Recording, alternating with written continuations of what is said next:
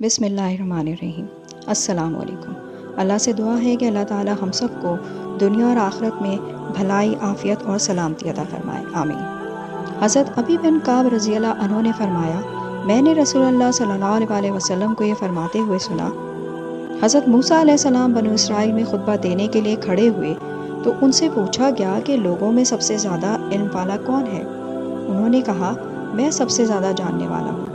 حضرت محمد صلی اللہ علیہ وسلم نے فرمایا کہ اللہ تعالیٰ کو حضرت موسیٰ علیہ السلام کی یہ بات پسند نہ آئی کہ انہوں نے سب سے زیادہ علم کو، جو اصل میں صرف اللہ ہی کے پاس ہے، واپس اللہ کی طرف منسوب کیوں نہ کیا۔ پھر اللہ تعالیٰ نے ان کی طرف وحی نازل کی کہ میرے بندوں میں سے ایک بندہ مجمع البحرین، دو پانیوں کے ملنے کی جگہ پر ہے۔ ہم نے خاص خزانہ فیض سے اس کو ایسا علم عطا کیا ہے جو آپ کو نہیں دیا گیا۔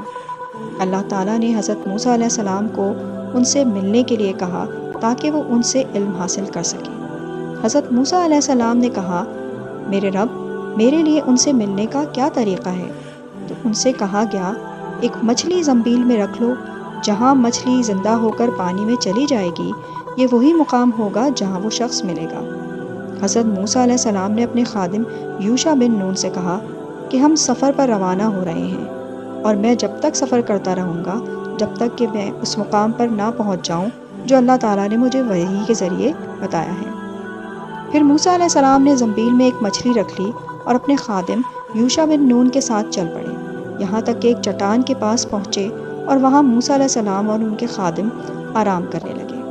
اتنے میں مچھلی زنبیل میں سے زندہ ہو کر باہر نکلی اور سرنگ کی طرح راستہ بناتے ہوئے دریا میں جا گری۔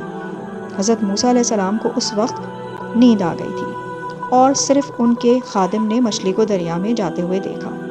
یوشع بن نون نے موسیٰ علیہ السلام سے اس کا ذکر نہ کیا کہ کہیں ان کے آرام میں خلل نہ پڑے، اور بعد میں وہ موسیٰ علیہ السلام سے اس بات کا ذکر کرنا بھول گئے۔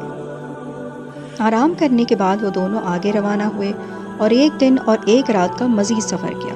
جب چلتے چلتے تھک گئے تو حضرت موسیٰ علیہ السلام نے اپنے خادم سے کہا، ہمارا کھانا لے آؤ، اس سفر سے بہت تھکن ہو گئی ہے۔ اس پر خادم نے کہا کہ جب ہم اس چٹان کے پاس آرام کر رہے تھے تو مچھلی عجیب طریقے سے راستہ بناتی ہوئی دریا میں چلی گئی، اور شیطان نے مجھے بھلائے رکھا کہ اس بات کا ذکر مجھے آپ سے کرنا ہے۔ حضرت موسیٰ علیہ السلام نے کہا کہ یہ تو وہی مقام ہے جسے ہم تلاش کر رہے تھے۔ پھر وہ دونوں اپنے پاؤں کے نشانات دیکھتے دیکھتے واپس لوٹ گئے۔ جب وہ چٹان کے پاس آئے تو انہوں نے ایک شخص کو دیکھا جن کا نام خضر تھا۔ حضرت موسیٰ علیہ السلام نے انہیں سلام کیا اور بتایا کہ میں موسیٰ ہوں۔ اس پر حضرت خضر نے پوچھا، بنی اسرائیل کے موسیٰ؟ تو موسیٰ علیہ السلام نے کہا، جی ہاں۔ حضرت خضر نے فرمایا کہ اے موسیٰ، اللہ نے آپ کو کچھ ایسے علوم سکھائے ہیں جو مجھے نہیں سکھائے، اور جو علوم مجھے سکھائے ہیں وہ آپ کو نہیں سکھائے۔ حضرت موسیٰ علیہ السلام نے فرمایا کہ کیا میں آپ کے ساتھ کچھ عرصہ گزار سکتا ہوں تاکہ وہ خاص علم جو اللہ نے آپ کو سکھایا ہے وہ میں بھی حاصل کر سکوں؟ حضرت خضر نے کہا کہ آپ میرے ساتھ رہ کر ہرگز صبر نہیں کر سکیں گے، اور آپ اس بات پہ صبر کر بھی کیسے سکتے ہیں جس کا آپ کو علم ہی نہ ہو۔ حضرت موسیٰ علیہ السلام نے فرمایا، آپ انشاءاللہ مجھے صبر کرنے والا پائیں گے، اور میں آپ کے کسی حکم کی خلاف ورزی نہیں کروں گا۔ حضرت خضر نے کہا کہ اگر آپ میرے پیچھے پیچھے چلتے ہیں تو مجھ سے کوئی سوال نہیں کریے گا جب تک کہ میں خود اس کا ذکر نہ کروں۔ اس پر موسیٰ علیہ السلام نے کہا کہ ٹھیک ہے۔ حضرت موسیٰ علیہ السلام حضرت خضر کے ساتھ چل پڑے۔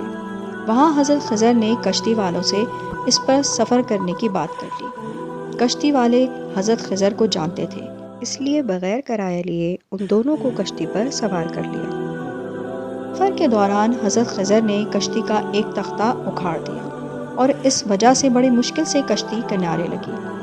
حضرت موسیٰ علیہ السلام نے پریشان ہو کر ان سے کہا کہ کشتی والوں نے ہمیں بغیر کرایہ لیے کشتی پر سوار کیا اور آپ نے ان کی کشتی کا ایک تختہ نکال دیا، یہ تو بہت ہی غلط ہے۔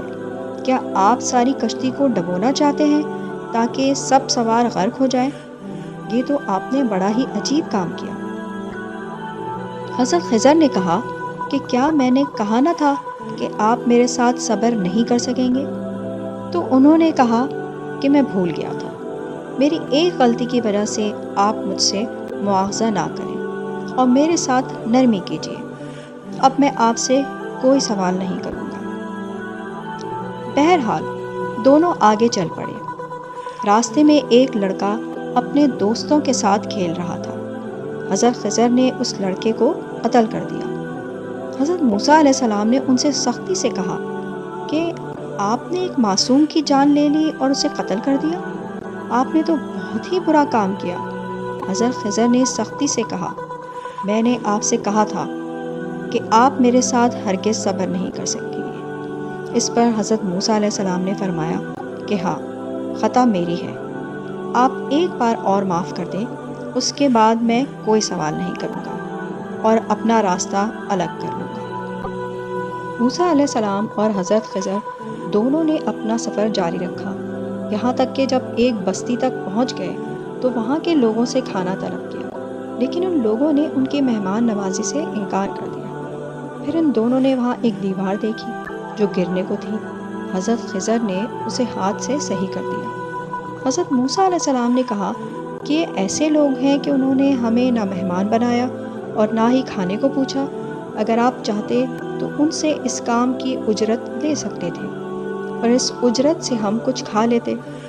حضرت خضر نے کہا کہ اب آپ کے اور میرے درمیان جدائی کا وقت ہے، جن باتوں پر آپ سے صبر نہ ہو سکا میں آپ کو اب ان کی حقیقت بتا دیتا ہوں۔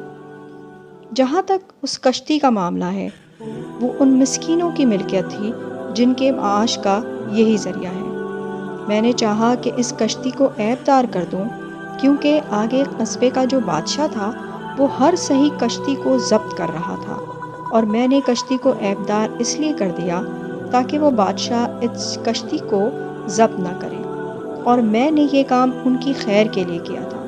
اور جہاں تک اس لڑکے کا معاملہ ہے جس کو میں نے قتل کیا تھا، اس کے والدین بہت نیک اور صالح ہیں، اور وہ لڑکا جب جوان ہوتا تو اپنے والدین کے لیے سہانے روح بن جاتا اور ان کو بہت ستاتا، تو اللہ نے چاہا کہ اس لڑکے کے بدلے ایک دوسرا بیٹا عطا کر دیا جائے جو بڑے ہو کر اپنے والدین کے لیے رحمت ثابت ہو اور ان کا سہارا بنے، اور یہ بھی اللہ تعالیٰ نے ان کی خیر کے لیے کیا۔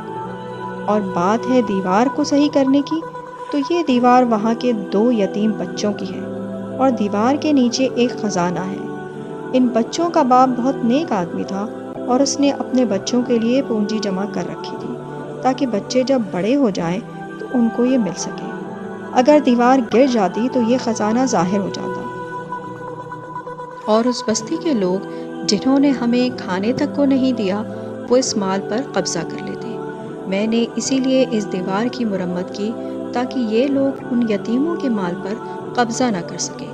یہ تینوں امور آپ کے رب کی رحمت کا منظر ہے، اور یہ سب کام اللہ تعالیٰ کے حکم سے ہوئے تھے، اور میں نے اپنی مرضی سے کوئی کام نہیں کیا۔ اور یہ ہے حقیقت ان چیزوں کی جس پر کہ آپ اے موسیٰ صبر نہ کر پائے۔ بخاری مسلم میں الفاظ ہیں کہ حضور صلی اللہ علیہ وسلم نے فرمایا، اللہ تعالیٰ موسیٰ علیہ السلام پر رحم فرمائے، میرا دل چاہتا ہے کہ کاش وہ صبر کر لیتے یہاں تک کہ ہمیں مزید باتیں معلوم ہو جاتی۔ حضرت خضر کے بارے میں رائے ہے کہ یا تو وہ فرشتہ تھے، اور یہ بھی رائے ہے کہ جیسے ابلیس کو اللہ نے بڑی عمر دے رکھی ہے، اسی طرح انسانوں میں سے ایک انسان جو اللہ تعالیٰ کے پسندیدہ اور برگزیدہ انسان ہیں، ان کو بھی لمبی عمر دے رکھی ہے، لیکن اس بارے میں یقین کے ساتھ معلوم نہیں ہے، اور قرآن میں ان کا نام کہیں نہیں ہے۔ اس واقعے سے ہمیں پتہ چلتا ہے کہ دنیا میں جو ظاہر میں ہو رہا ہے ہم اسی کو دیکھتے ہیں، اور اس کے پیچھے جو اللہ کی مشیت کام کر رہی ہے وہ ہمیں نظر نہیں آتی۔